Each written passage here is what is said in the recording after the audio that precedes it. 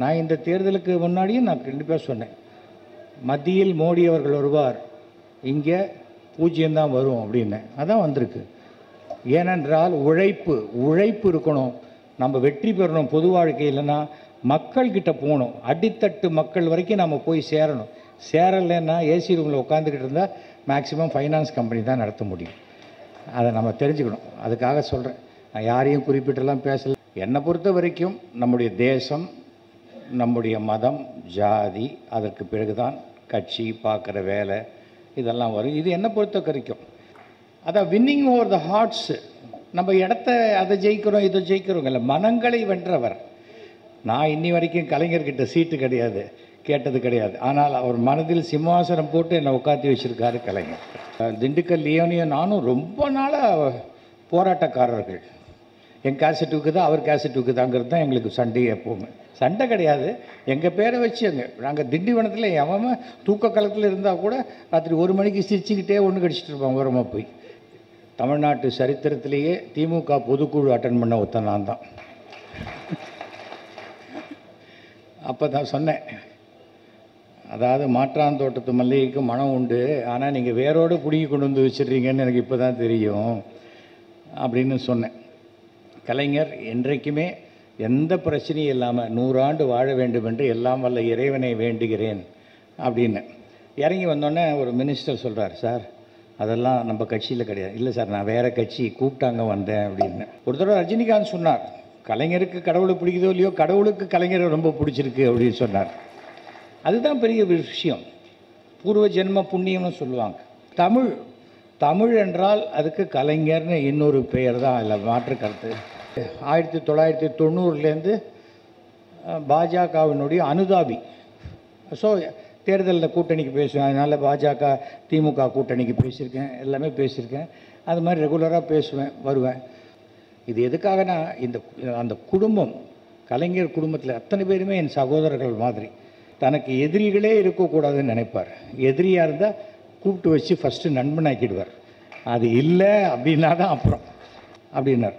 என்னை கட்சியை விட்டு எடுத்தாங்க. என்ன காரணத்துக்கு எடுத்தாங்கன்னா, நான் அன்றைக்கி நானும் அனிதா ராதாகிருஷ்ணனும் திமுகவில் போய் சேருவோன்னு. அனிதா ராதாகிருஷ்ணன் சேர்ந்தார், நான் சேரலை. ஏனென்றால் எனக்கு டக்குன்னு ஒரு கட்சி மாறி போகிறது எனக்கு விருப்பம் இல்லை. அதுக்கு பதிலாக எந்த கட்சி, எப்போ நான் மயிலாப்பூரில் நான் எம்எல்ஏ இல்லை, எனக்கு மயிலாப்பூரில் வேலை ஆகணும். வேலை ஆகணும், எம்எல்ஏ இருக்கார் வேலு, அதுக்கப்புறம் என்ன வேணும்? எம்பி இருக்காங்க தமிழச்சி, எவ்வளோதான். எனக்கு ரொம்ப சிறப்பாக இருக்குது. அதுக்காக ஒருத்தர்கிட்ட அன்பு இருக்குங்கிட்டால் நான் இன்னொருத்தர் வெறுக்கக்கூடிய பண்பு கிடையாது எனக்கு. நான் ஒரு கண்ணாடி மாதிரி, எனக்கு என்ன கிடைக்கிறதோ அதை அப்படியே டபுள் டைம் நான் திருப்பி கொடுப்பேன். ஆசைப்படுறது வேறு, நம்ம ஒன்று சொல்கிறோம் அது நடந்துருச்சுங்கிறது பெரிய ஒரு விஷயம்.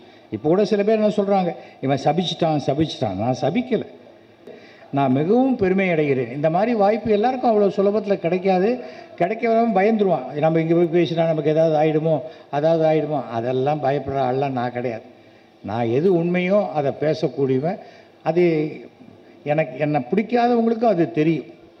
பலகீனங்கள் இல்லாதவன், அதனால் என்னை வீடியோ எடுத்துருவாங்க, ஃபோட்டோ எடுத்துருவாங்கங்கிற பயம்லாம் எனக்கு கிடையாது. நான் யாரையும் சொல்ல, சாதாரணமாக பேசினாலே நீங்கள் ஏதாவது நினச்சிக்கிறீங்க. நான் எத்தனையோ மேடைகள் ஏறியிருக்கேன். இன்றைக்கு இது ஒரு வித்தியாசமான மேடை. அரசியலில் பொதுவாக தமிழ்நாட்டில் ஒரு கட்சியில் இருந்தால் இன்னொருத்தர் கட்சியில் இருக்கிறவங்கள நேருக்கு நேர் பார்த்துட்டா, பாவி கட்சி மாற்றம் பற்றியா, இடம் போடுறான் பற்றியான்னு சொல்லக்கூடிய காலகட்டத்தில் நான் இந்த மேடையில் நிற்கிறேன்னா அதுக்கு காரணம், ஆரம்பத்திலேருந்தே நான் விசுவாசி அல்ல, நான் ஒரு நேர்மையானவன், அவ்வளோதான். எனக்கு வாழ்க்கையில் நட்பு தான் முக்கியம். ஃப்ரெண்ட்ஷிப்பு, நட்பு, பழக்க வழக்கங்கள் அதுதான் முக்கியம். கட்சி இருக்கும். என்னை பொறுத்த வரைக்கும் நம்முடைய தேசம், நம்முடைய மதம், ஜாதி, அதற்கு பிறகுதான் கட்சி, பார்க்குற வேலை இதெல்லாம் வரும். இது என்னை பொறுத்த வரைக்கும். இன்னும் சில பேர் கட்சியே உயிர் அப்படின்னு நினைக்கிறவங்கள அது தப்புன்னு சொல்ல மாட்டேன். ஒவ்வொருத்தருடைய குணாதிசயங்கள். எனக்கு நம்முடைய மாவட்ட செயலாளர், அதே சமயத்தில் மயிலை தொகுதி எம்எல்ஏ வேலு, எனக்கு அவரை ஃப்ளெக்ஸ் வேலுவாக தெரியும். அதுக்கு பிறகு குறைச்சிக்கோங்கப்பா. அவர் எனக்கு ஃப்ளெக்ஸ் வேலுவா தெரியும், அப்புறம் நண்பராக தெரியும். நான் எம்எல்ஏ ஆகும்போது எனக்கு எதிராக வேலை செய்தவராக தெரியும். ஏன்னா அவர் வேறு கட்சி இல்லையா, அதுக்கு நம்ம வருத்தப்படக்கூடாது. நீ எனக்கு எதிராக வேலை செஞ்சே இல்லை. அந்த மாதிரியான விரோத மனப்பான்மையோ இதை வச்சுக்கிட்டு இருந்தால் நம்ம வாழ்க்கையில் யாரோடையுமே பழக முடியாது. காரணம் என்னென்னா, மாற்று கருத்து இருக்கும். மாற்று கருத்து இருக்கிறவங்களோட தான் நம்ம வாழ்ந்தே ஆகணும் வாழ்க்கையில். நான் மாற்று கருத்து இருக்கிறவங்களோட வாழ மாட்டேன்னு சொன்னால் வீட்டை விட்டு வெளியில் இறங்கவே முடியாது உங்களால். அது அடிப்படையாக நம்ம புரிஞ்சுக்கணும். மாற்று கருத்து இருப்பவர்களோட ஒருமித்த கருத்து எதெல்லாம் இருக்கோ அதில் ஒத்து போயிட்டே இருந்துட்டால் பிரச்சனை கிடையாது. இல்லை நான் ஒத்துக்க மாட்டேன் ஒரு லூசியா சண்டைக்காரன் அப்படிம்பாங்க. அது நமக்கு தேவையில்லை. வீட்டுக்குள்ளே மாமியார் மருமகளுக்குள்ள அதை மாற்று கருத்தா எப்போ யாருக்கு விஷம் வைக்கலான்னு அப்படி பார்த்துட்டு இருப்பாங்க. டிவியில் அது மாதிரி வச்சா மாமியார் பாருங்க அத்தை பாருங்க நான் உனக்கு ஒரு நாள் வைக்கிறேங்கிற மாதிரி. ஆனால் வைக்க மாட்டாங்க. அது ஒரு சும்மா ஒரு ஆற்றாமை, அது சும்மா ஒரு பயங்காட்டுற விஷயம் அது இருக்கும்.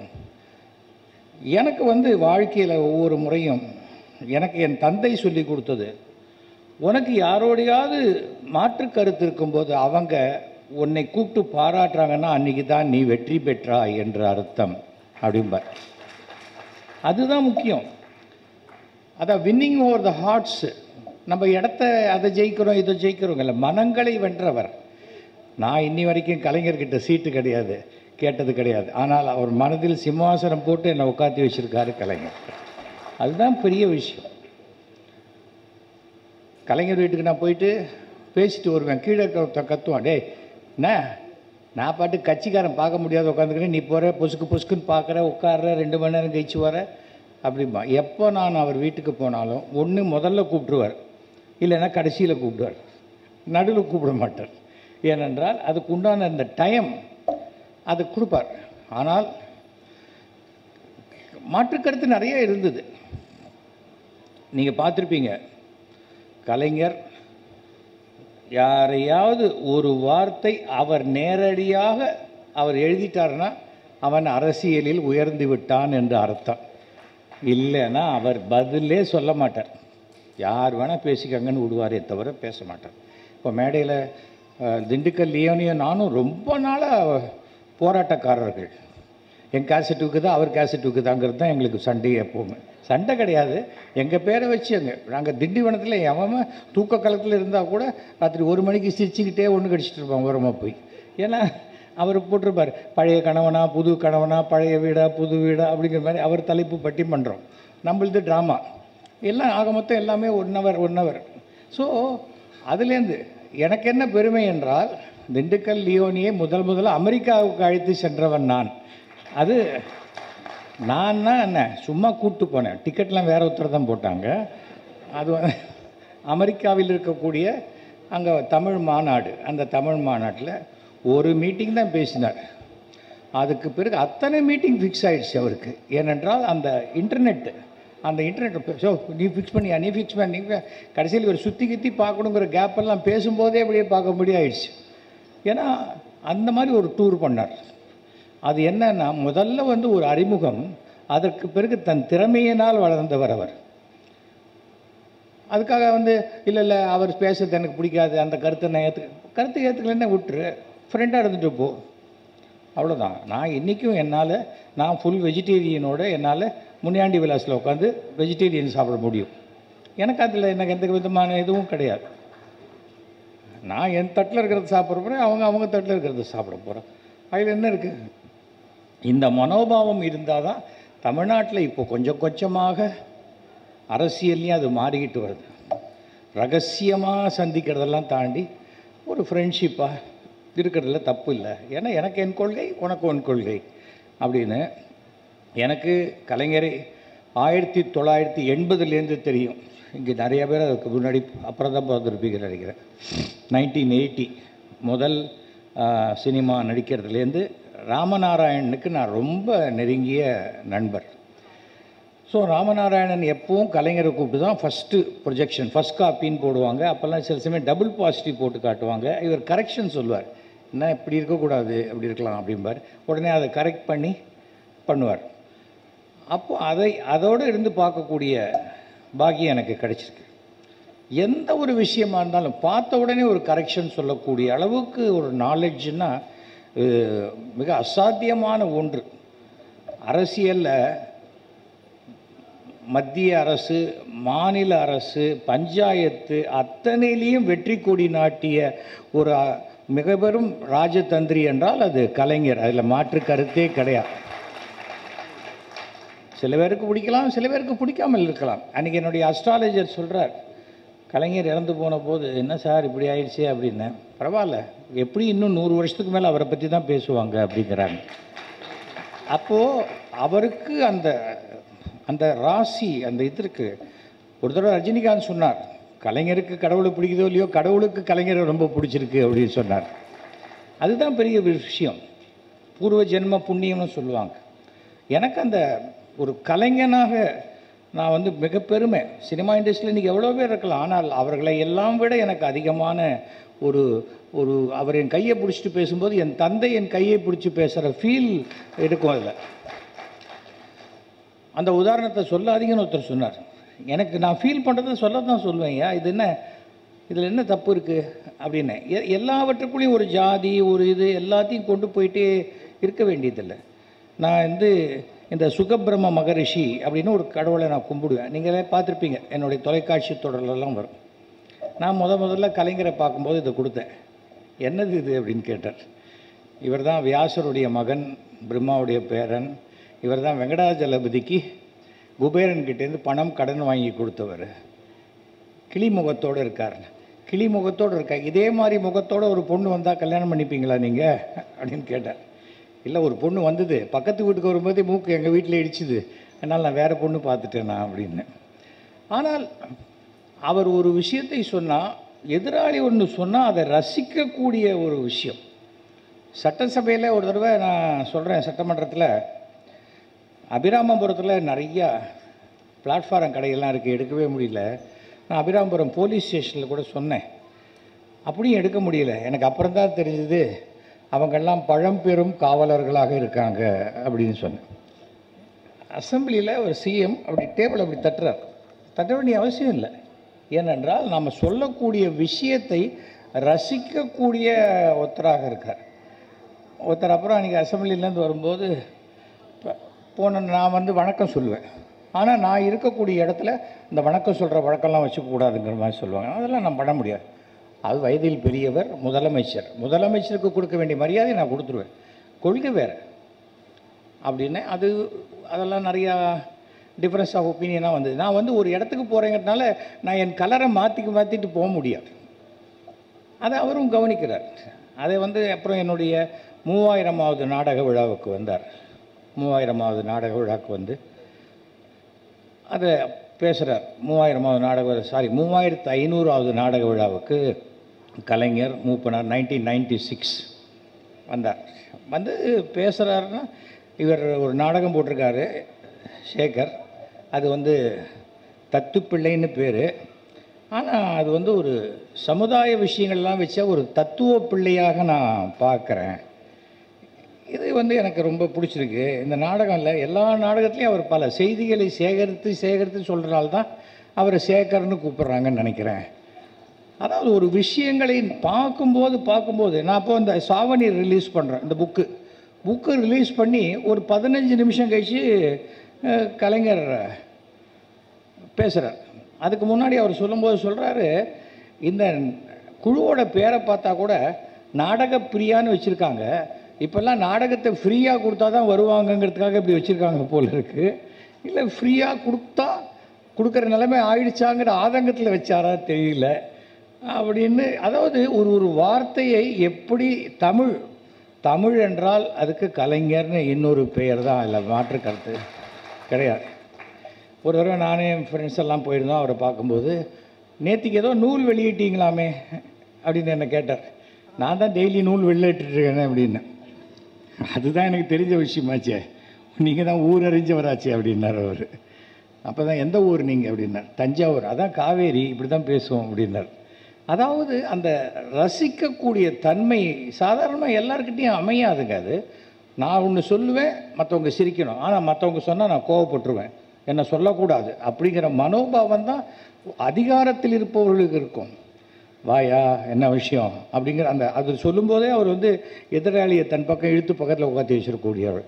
இப்போ பேசும்போது சொன்னாங்க, அதாவது மாற்றான் தோட்டது மல்லிகைக்கும் மனம் உண்டு அப்படின்னு. நான் அதிமுகவில் இருக்கும் பொழுது தமிழ்நாட்டு சரித்திரத்திலேயே திமுக பொதுக்குழு அட்டன் பண்ண ஒருத்தன் நான் தான்.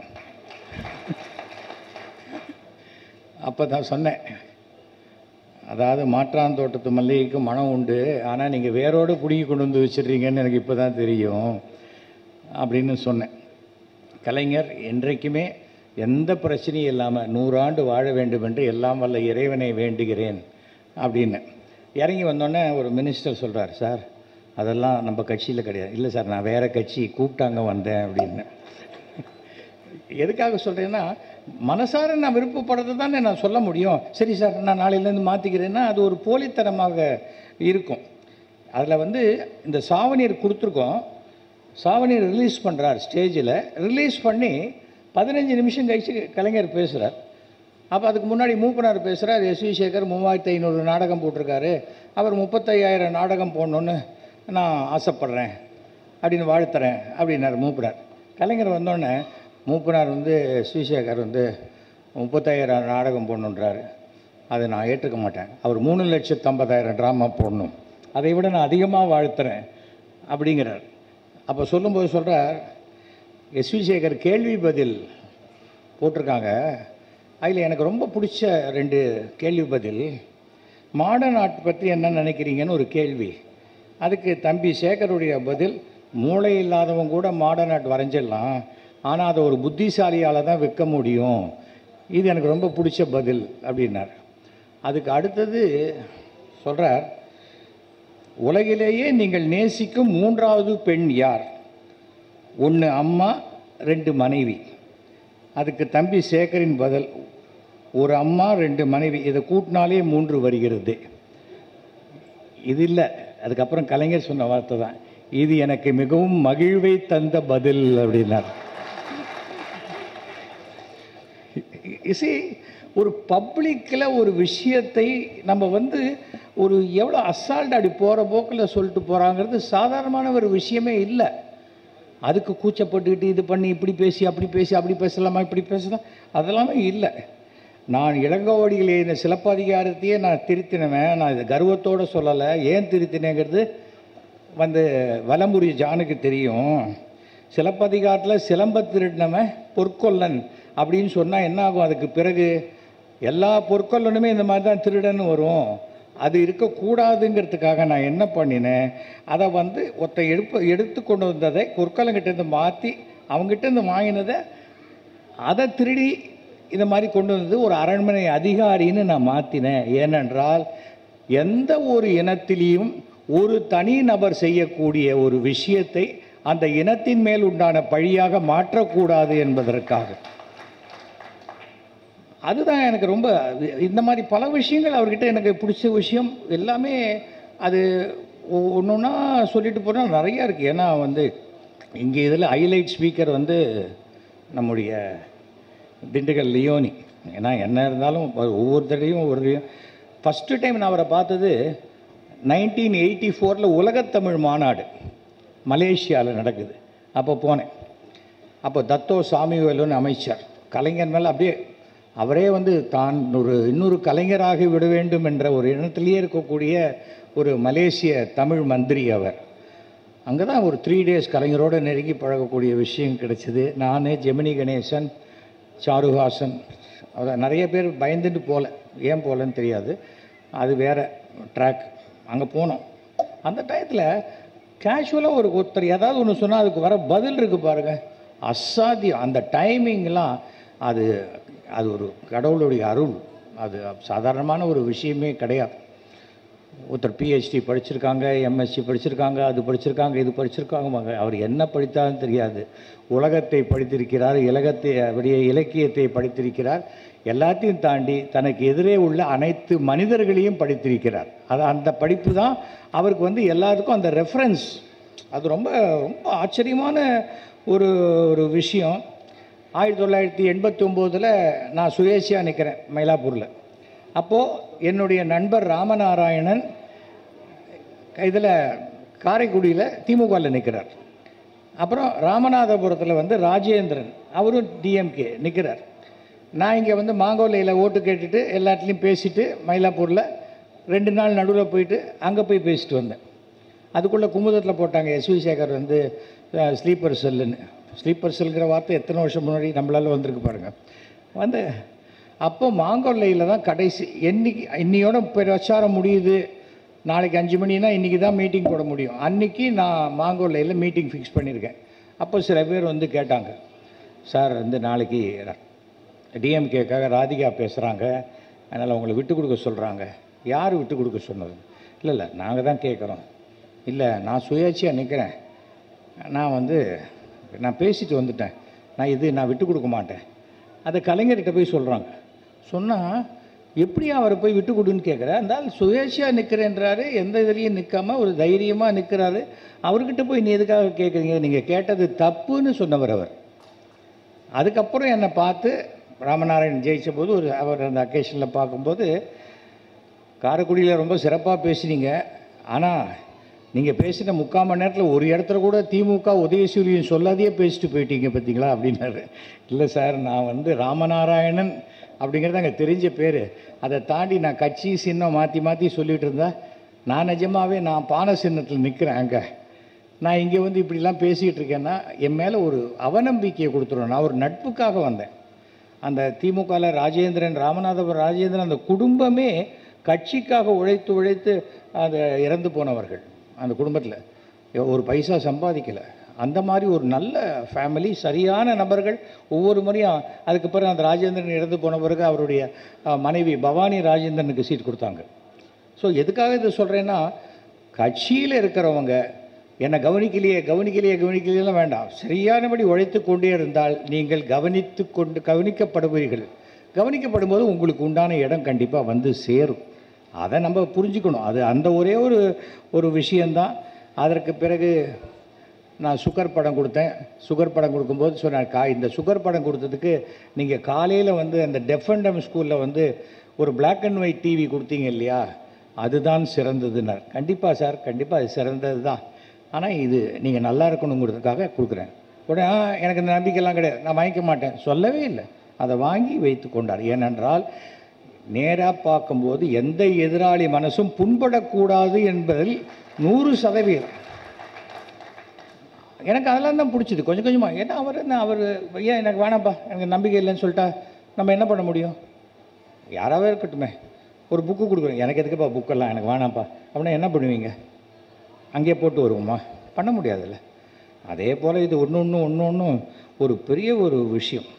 3500வது நாடக விழாக்க நான் எப்படி தெரியுமா டேட் வாங்கினேன்? கலைஞரை போய்த்து ஃபிக்ஸ் பண்ணணும்னு டிசைட் பண்ணிட்டோம். கலைஞர் எப்படி பார்க்குறது, என்ன பார்க்குறது அப்படின்னோன்னு என் ஃப்ரெண்டு சொன்னான், காலத்தில் 5 மணிக்கு போ, அறிவாலயத்தில் வாக்கிங் போயிட்டுருப்பார் அப்படின்னு. நான் கரெக்டாக ஒரு 5:15 மணிக்கு போயிட்டேன். வாக்கிங் போகும்போது பாதியில் அப்போ தான் முடிச்சுட்டு வரேன். ரெண்டு தடவை முடிச்சு வரார். சார் வணக்கம் சார், என்னப்பா இங்கேயா காலங்காத்தால் அப்படின்னார். இல்லை, என் ட்ராமாவுக்கு நீங்கள் சீஃப் கெஸ்ட்டாக வரணும், இப்படியே கூட்டின்னு போயிடுவியா இல்லை எப்படி அப்படின்னு கேட்டார். காலத்தில் 5:30 மணிக்கு.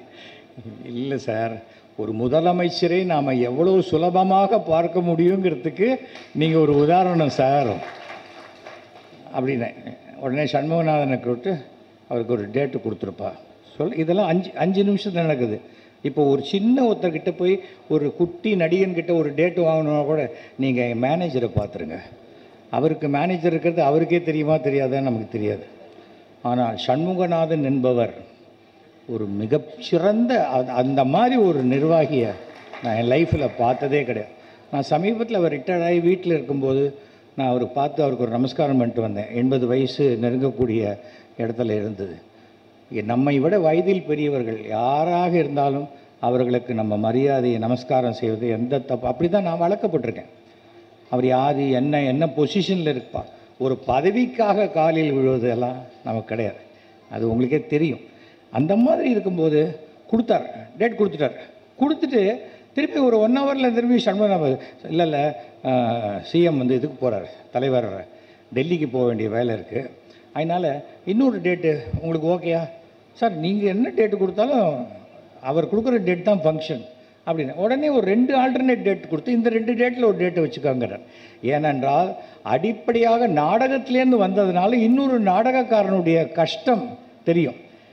என்ன பார்க்கும்போது சொல்லுவார், நீ நாடகக்காரன் தானே நீங்கள் அப்படிம்பார். அது ஒரு பெருமையாக சொல்லுவார். இன்றைக்கி 100 விழா ஆயிடுச்சு. சேலத்தில் வந்து இவர் என் மனைவியினுடைய தாத்தா, மிக பிரபலமான இசையமைப்பாளர் ஜி ராமநாதன், இவங்க எல்லாருமே ஒன்றாக ஒரே இடத்துல இருந்து பண்ணவங்க. இப்போ வந்து நான் இந்த விஷயத்தில் சொல்கிறேன். அதே போல் அந்த சுந்தரம், அந்த மாடர்ன் தியேட்டர்ஸ், அவர்கள் 3 பேருக்குமே அந்த இடத்துல ஒரு மார்பளவு சிலை வைத்தால் இந்த 100 விழாவை கொண்டாடுவது சிறப்பாக இருக்குங்கிறது என்னுடைய ஒரு சின்ன கருத்து. இது காரணம் என்னென்னா, மாடர்ன் தியேட்டர்ஸுங்கிற இடத்துலேருந்து தான் கலைஞர் இப்போ இங்கே வந்தார். அதை வந்து நம்ம ஞாபகப்படுத்தக்கூடிய ஒரு விஷயமாக இது இருக்கும். அடுத்தது கொஞ்சம் கொஞ்சமாக அப்படி பேசி வந்தது. நான் வந்து 1990லேருந்து பாஜகவினுடைய அனுதாபி. ஸோ தேர்தலில் கூட்டணிக்கு பேசுவேன். அதனால் பாஜக திமுக கூட்டணிக்கு பேசியிருக்கேன், எல்லாமே பேசியிருக்கேன். அது மாதிரி ரெகுலராக பேசுவேன், வருவேன். ஒரு மனிதாபிமானத்துக்கு ஒரு மிகப்பெரிய எடுத்துக்காட்டு கலைஞர். பாரி வெங்கட்னு எங்கள் ட்ராமா ட்ரூப்பில் ஒரு பையன் ஆக்ட் பண்ணிகிட்டு இருந்தான். ஒரு நாளைக்கு அவனுக்கு ஒரு சினிமா சான்ஸ் கிடச்சி ஷூட்டிங்க்கு திருநெல்வேலி போயிட்டான். திருநெல்வேலியிலேருந்து வரவே இல்லை. வீட்டில் தேடுறாங்க, எனக்கு ஃபோன் பண்ணுறாங்க, வரவே இல்லை, அவர் எங்கே போனார் தெரியலைங்கிறாங்க. எங்கேயுமே அவன் அங்கே கிளம்பிட்டானே, நாங்கள் பஸ் ஏற்றி விட்டோமேங்கிறாங்க. அப்புறம் நான் என்னுடைய அஸ்ட்ராலஜர் நெல்லை வசந்தன்னு அவரை கேட்குறேன். கேட்டால் அவர் இருக்காரா தெரியலையே, எங்கேயோ உள்ளே புதஞ்சிருக்கிற மாதிரி தெரியுதுங்கிறார் அவர். உடனே மெட்ராஸ்லேருந்து இந்த ரூட்டில் பார்த்து ஏதாவது ஆக்சிடெண்ட் ஆச்சான்னு எல்லா போலீஸ் ஸ்டேஷன்லேயும் விசாரித்தா மங்களமேடுன்னு ஒரு ஊரில் ஒரு ஆக்சிடெண்ட்டில் அந்த பாரி வெங்கட் இறந்து போயிருக்கான். அவனுடைய பேர் வெங்கட்ராமன். பாரி வெங்கட்டுங்கிறது தான் எல்லாருக்கும் தெரிஞ்ச பேர். வெங்கட்ராமன் அவன் வீட்டில் இருக்கிற இடத்துக்கு போயிட்டு கேட்டிருக்காங்க, தெரியல. ஏன்னா அது வீடு மாற்றிருக்கான் கரெக்டாக 1 வாரம் முன்னாடி. அப்போது என்ன ஆச்சுன்னு தெரியாமல், யாரும் தெரியாமல், அடையாளம் தெரியாத பிணமாக அந்த மங்களமேட்லேயே அதை புதைச்சிட்டாங்க. நான் அன்றைக்கி வந்து என்னுடைய மாமா பையன் கல்யாணத்தில் தஞ்சாவூரில் இருக்கேன். கார்த்தால் 8 மணியோ என்னமோ ஃபோன் பண்ணுறேன், எனக்கு பண்ணுறாங்க, இது மாதிரி அங்கே தான் அவன் பாடி இருக்குதுன்னு சொல்கிறாங்க. அதுக்கப்புறம் தான் அவன் சூட்கேஸை ஓப்பன் பண்ணி பார்த்தா அந்த பாரி வெங்கட் என்னோட எடுத்துட்ட ஃபோட்டோ அதில் இருக்குது. அதுதான் இருந்தது. கூட 2000 ரூபா வச்சுருந்தான், அது இல்லை. எதுக்காக சொல்கிறேன்னா, அந்த ஃபோட்டோவை வச்சு சொன்ன உடனே எனக்கு உடனே நேராக கலைஞர் வீட்டுக்கு தான் பண்ணேன். சண்முகநாதன் சார் தான் எடுத்தார். சார் இது மாதிரி அப்படின்னு. ஐயோ, பாடியை புதைச்சிட்டாங்களா? ஆமாம் சார். அவன் வந்து அவன் மெட்ராஸ் வீடு, அவன் குடும்பம்லாம் அங்கே இருக்குது. எங்கேயோ ஒரு இடத்துல எப்படி சார் ஒரு அனாதை பிணமாக இருக்க முடியும்? நீங்கள் கொஞ்சம் சிஎம் கிட்ட சொல்லுங்கள். அவ்வளோதான். ஒரு 1 ஹவருக்குள்ளே சிஎம் கிட்டேருந்து இன்ஸ்ட்ரக்ஷன் போய் அந்த பாடியை வெளியில் எடுத்து அவங்க குடும்பத்துக்கிட்ட ஹேண்ட் ஓவர் பண்ணணும்னு சொன்னார். இது ஒரு பெரிய ஹிஸ்ட்ரி. ஏன்னா போலீஸில் இது மாதிரி ஆகி புதைக்கப்பட்டுட்டால் அதுக்கு திருப்பி எடுக்க மாட்டாங்க.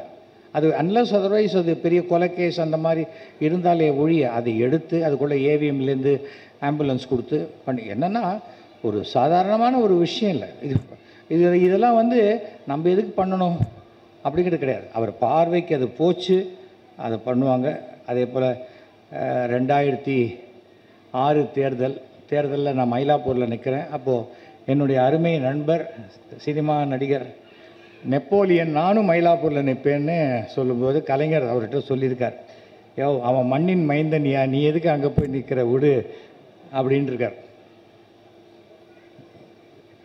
இல்லை தலைவரை நான் ஜெயிச்சிருவேன் இருக்கார். கடைசியில் ரிசல்ட் மாறி போச்சுன்னு வச்சுக்கோங்க. அப்போவே சொன்னார், அவன் 58வது வருஷத்துலேருந்து மயிலாப்பூரில் இருக்கிற ஒருத்தன், நீ எப்படி அங்கே போய் நின்ன? ஏன்னா நெப்போலியன் தமிழ்நாட்டிலேயே மிகப்பெரிய தொகுதியில் வில்லிவாக்கம் தொகுதியில் ஜெயித்தவர் நெப்போலியன். சாதாரணமான ஒரு வில்லிவாக்கம்லாம் இப்போ 2-3 தொகுதிக்கு ஈக்குவலான இடம் அது.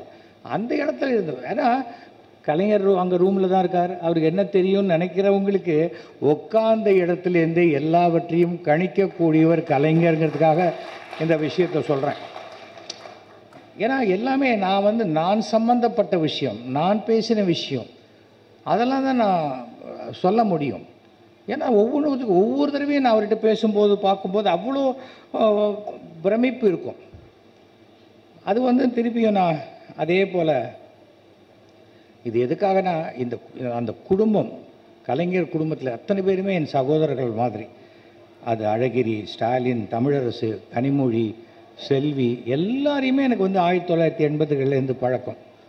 ஆனால் நான் அதை வச்சு எந்த ஆதாயமும் தேடிக்கணும்னு நான் நினச்சதே கிடையாது. நான் எம்எல்ஏவாக இருந்த 5 வருஷத்தில் ஒரு மினிஸ்டர் ரூமுக்குள்ளே போய் ஒரு சீட்டு கொடுத்து இதை செஞ்சு கொடுங்கன்னு கேட்டதே கிடையாது.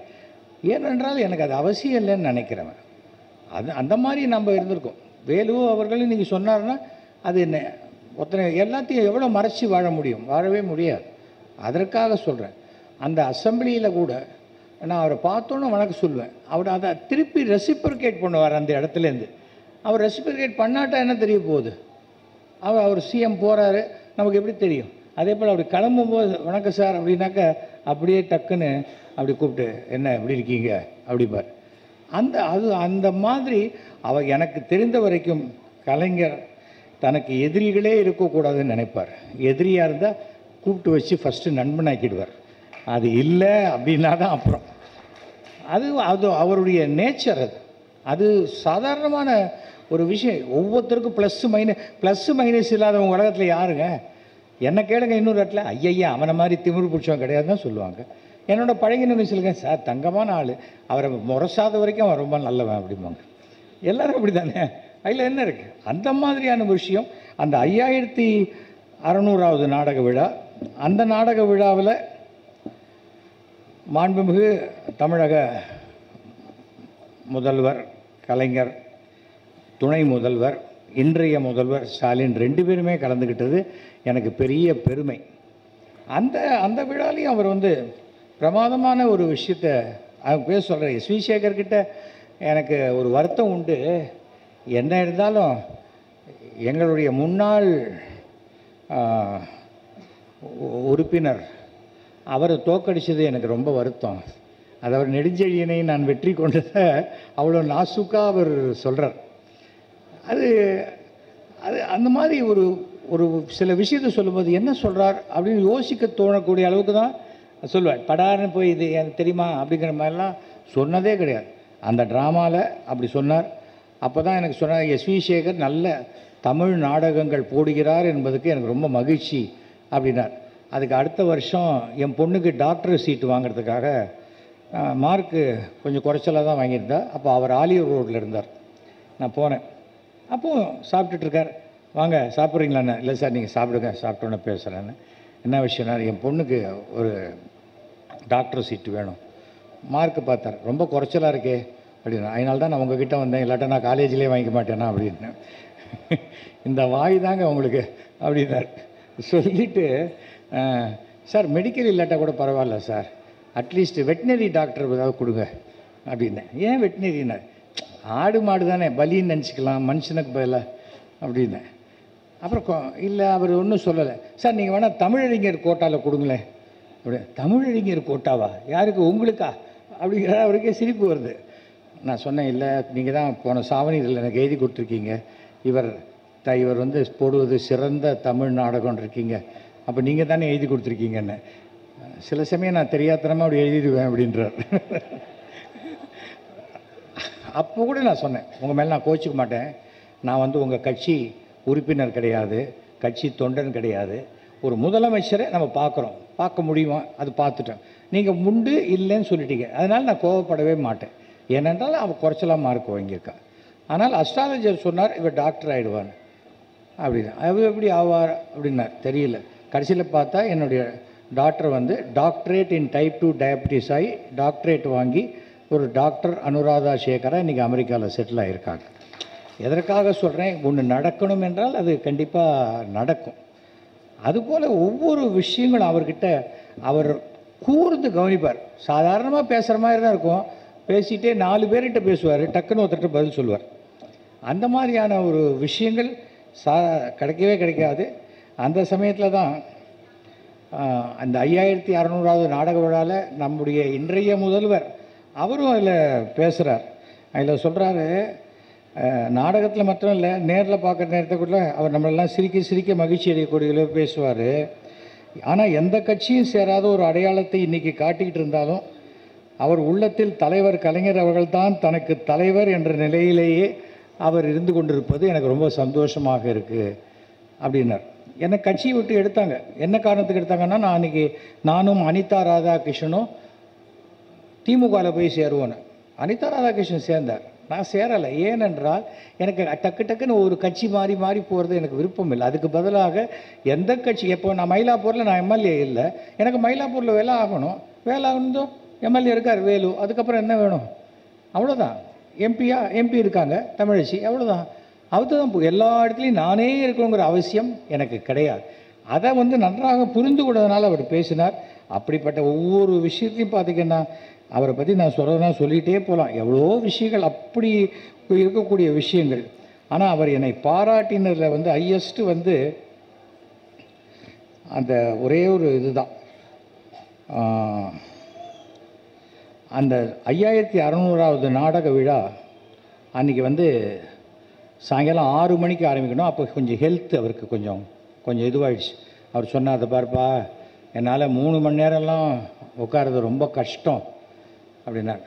சார் நீங்கள் ஒன்று பண்ணுங்கள் சார், நீங்கள் ஒரு 2 மணி நேரம் ரிலாக்ஸ்டாக ட்ராமா பாருங்கள், 1 மணி நேரம் ஃபங்க்ஷன், கரெக்டாக நீங்கள் 6 மணிக்கு வந்தீங்கன்னா 8:58க்கு நான் உங்களை விட்டுடுறேன் சார் அப்படின்னு. அன்றைக்கு மிகப்பெரிய ஒரு அரசியல் கடுமையான ஒரு சூழ்நிலை. முதன்முறையாக கலைஞர் 6 மணிக்கு வர வேண்டியவர் 6:58க்கு தான் ஹாலுக்குள்ளே வரார். வந்த உடனே, என்னப்பா நான் லேட்டாக வந்துட்டேனேப்பா அப்படின்றார். பரவாயில்ல சார், சொன்னபடி நான் உங்களை விட்டுறேன். நாங்களே எங்கள் ட்ராமாவில் ஒரு பாலிசி வச்சுருக்கோம், நாங்கள் எவ்வளோ லேட்டாக ஆரம்பித்தாலும் கரெக்ட் டைத்துக்கு முடிச்சிடுவோம் அப்படின்னு. எப்படி அப்படின்னார். உட்காருங்க என்ன, உட்கார சொல்லிட்டு அப்படி கை காமிச்சு ட்ராமா ஆரம்பிச்சது. அந்த 2 மணி நேர நாடகத்தை அப்படியே பேசிகிட்டே இருக்கும்போது 1 மணி நேர ட்ராமாவாக சுருக்கி ட்ராமாவை முடிச்சிட்டேன். கரெக்டாக 7:58க்கு முடிச்சுட்டேன். அவர் மேடைக்கு வந்துட்டார், பேசுகிறார்.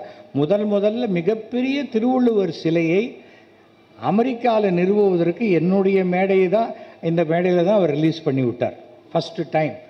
அது அமெரிக்காவில் நியூயார்க்கில் அவ்வளோ பெரிய வள்ளுவர் சிலை, இங்கேருந்து அவ்வளோ ஹைட் இருக்கும் வள்ளுவர், அந்த கன்னியாகுமரியில் இருக்கிற அதே மாதிரியான வள்ளுவர். அது சாதாரணமான ஒரு விஷயம் இல்லை. எனக்கு சட்டமன்ற வாஞ்சிநாதன் ஒரு டைட்டில் கொடுத்தார் கலைஞர். இது நான் வாங்கின எத்தனையோ பட்டங்களை விட மிகப்பெரிய பட்டமாக நினைக்கிறேன்.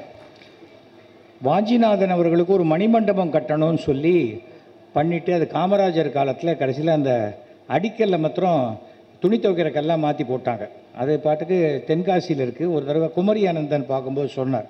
அதை நான் சொன்னேன், எந்த ஜாதி அடிப்படையிலும் பார்க்காம ஒரு சுதந்திர போராட்ட தியாகியாக வாஞ்சிநாதன் அவர்களுக்கு இந்த மணிமண்டபம் கட்டணும்னு நான் கோரிக்கை விடுத்த போது அவர் சொல்கிறார், சட்டமன்ற வாஞ்சிநாதன் கேட்குறார், நம்ம என்ன மாட்டேன் நான் சொல்ல போகிறேன்னு சொல்லி அதை செய்து கொடுத்தவர் கலைஞர் அவர்கள்.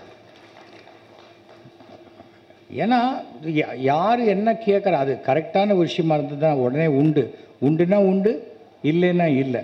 அன்றைக்கி நான் நினச்சேன், அவரை எந்த விஷயமா இருந்தாலும், மயிலாப்பூரில் எந்த ஃபங்க்ஷனில் சிஎம் வர்றாருன்னா அவர் கேட்குற ஃபஸ்ட்டு கேள்வி, என்னப்பா நம்ம எம்எல்ஏ வந்துட்டாரா அப்படிம்பார். எவ்வளோ பேர் கேட்பாங்க, அதெல்லாம் நான் வரல, நீ பண்ணு அப்படிங்கிற மாதிரி இருக்கக்கூடிய சூழ்நிலையில் அது எனக்கு அந்த குடும்பத்தினருடைய அன்பு எனக்கு ரொம்ப சிறப்பாக இருக்குது. அதுக்காக ஒருத்தர்கிட்ட அன்பு இருக்குங்கிட்டால் நான் இன்னொருத்தர் வெறுக்கக்கூடிய பண்பு கிடையாது எனக்கு. நான் ஒரு கண்ணாடி மாதிரி, எனக்கு என்ன கிடைக்கிறதோ அதை அப்படியே டபுள் டைம் நான் திருப்பி கொடுப்பேன். அது எதுவாக இருந்தாலும் சரி, அன்பாக இருந்தாலும் சரி, வெறுப்பாக இருந்தாலும் சரி, சண்டையாக இருந்தாலும் சரி, அந்த மாதிரி தான் இருக்கும். அப்போ தான் அவர் சொல்கிறாரு அந்த நாடக விழாவில் கடைசியில், நாடகத்தில் 10-15 காட்சிகளானாலும் ரசிக்கின்ற கருத்துக்களை மருந்து கேப்சூல் போல் கொடுக்கும் இந்த திறமையை நடிகவேள் எம்ஆர் ராதாவுக்கு பிறகு இன்றைக்கு எஸ்வி சேகரிடம் காண்கிறேன்னார். இது எவ்வளோ பெரிய ஒரு பாராட்டு. இதெல்லாம் சாதாரணமாக கிடைக்கக்கூடியதில்லை. வசிஷ்டர் வாயால் பிரம்மரிஷி அப்படிங்கிற மாதிரி. நான் சட்டமன்றத்தில் பேசும்போது அந்த அந்த இந்த கடைசியாக லாஸ்ட்டு சட்டமன்றத்தில் வரும்போது அந்த பேசும்போது சொன்னேன், இந்த பிரம்மாண்டமான புதிய சட்டமன்ற வளாகத்தில் 5 முறை தமிழக முதல்வராக இருந்த நம் கலைஞருக்கு முழு உருவச்சிலை வைக்க வேண்டும்னு அன்றைக்கி நான் பேசினேன்.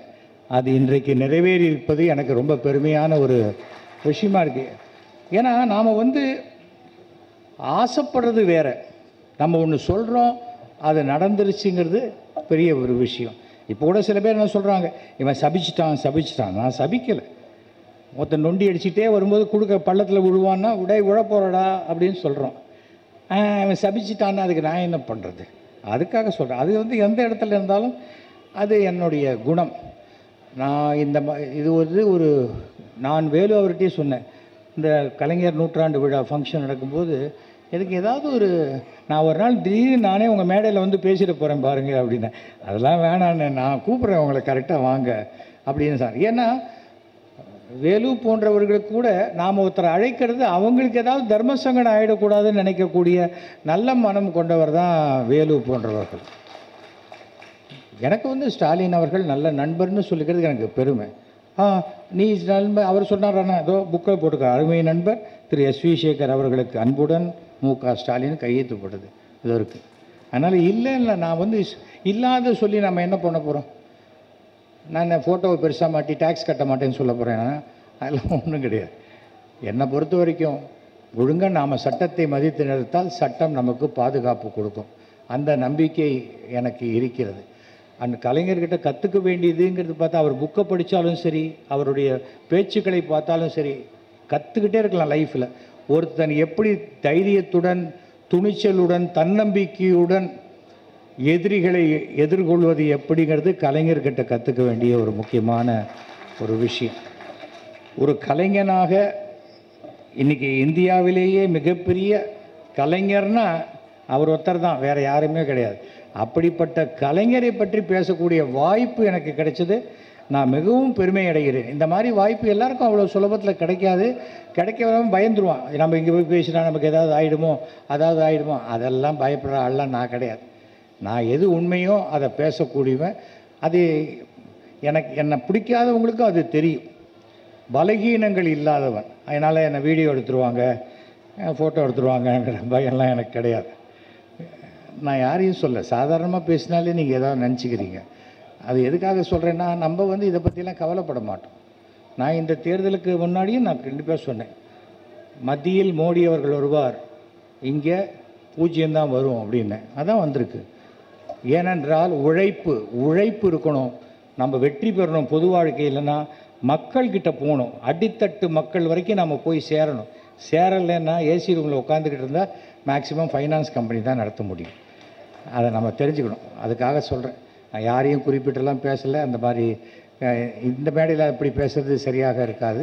அதனால் மீண்டும் மீண்டும் என்னுடைய நன்றியையும், என்னை அழைத்து பாராட்டியதற்கு என்னுடைய, ஏன்னா ரொம்ப வருஷமாக இருக்குது, எங்கேயாவது ரெக்கார்ட் ஆகணும். இது பாருங்கள், கிட்டத்தட்ட 21 கேமரா வந்திருக்கு. நாளைக்கு இன்னி ராத்திரியிலேருந்து ஆரம்பிச்சிருவாங்க. ஆனால் தலைப்பு என்ன வேணால் கொடுப்பாங்க, அதை நான் ஒன்றும் கேட்கவே முடியாது. அவங்க கொடுக்குற தலைப்புக்கும் உள்ள கண்டென்ட்டுக்கும் சம்மந்தம் இருக்காது. ஆனால் ஃப்ரெண்ட்ஸ், உங்கள் எல்லாருக்கும் ஒரு ரிக்வஸ்ட் பண்ணுறேன். 9841023545 இதான் என் நம்பர். யாராவது இந்த ரா ஃபுட்டேஜை மட்டும் எனக்கு கொஞ்சம் அனுப்பிச்சி வைங்க, உங்கள் எம்பளம் போடாமல். ஏன்னா சிலது வேணும்னா கட் பண்ணிவிடுவீங்க, விட்டுருவீங்க. அதெல்லாம் இல்லாத மொத்த பேச்சு எனக்கு இருந்ததுன்னா அதை நான் போட்டு காமிக்கிறதுக்கும், நான் என்னுடைய ஒரு ரெக்கார்டாக வச்சுக்கிறதுக்கும் சந்தோஷமாக இருக்கும். மீண்டும் மீண்டும் உங்கள் அனைவருக்கும் வரப்போகின்ற அனைத்து பண்டிகை நல்வாழ்த்துக்களையும், உங்கள் அனைவருக்கும் நீங்கள் வாழ்க்கையில் ஈடுபடக்கூடிய அனைத்து விஷயங்களில் தொடர் வெற்றிகளையும் பெறுவதற்கு என்னுடைய மனமார்ந்த வாழ்த்துக்களை நான் தெரிவித்துக் கொள்கிறேன். நன்றி, வணக்கம், ஜெய்ஹிந்த்.